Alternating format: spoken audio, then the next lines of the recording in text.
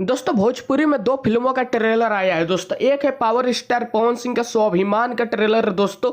वहीं पे दूसरा ट्रेलर है चिंटुआ के, यानी कि जीना तेरी गली में। दोस्तों आज हम बात करेंगे कि किसके ट्रेलर में है कितना दम।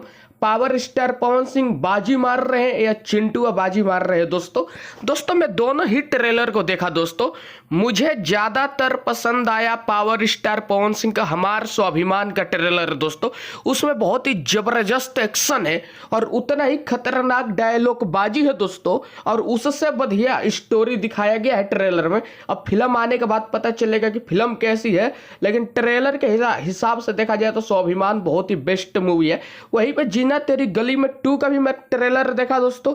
इसका भी ट्रेलर बहुत मस्त है, इसमें भी एक्शन है, लेकिन जितना जबरदस्त पावर स्टार पवन सिंह का हमार स्वाभिमान का ट्रेलर है उतना ज्यादा जबरदस्त जीना तेरी गली में का नहीं है।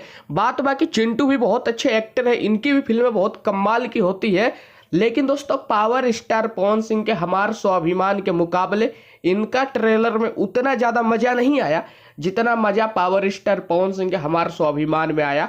दोस्त अगर आप लोगों ने दोनों ही ट्रेलर को देखे हो तो आप लोग मुझे कमेंट करके बताओ कि आप लोगों को पवन सिंह का हमार स्वाभिमान का ट्रेलर अच्छा लगा या चिंटुआ का जीना तेरी गली में का अच्छा लगा।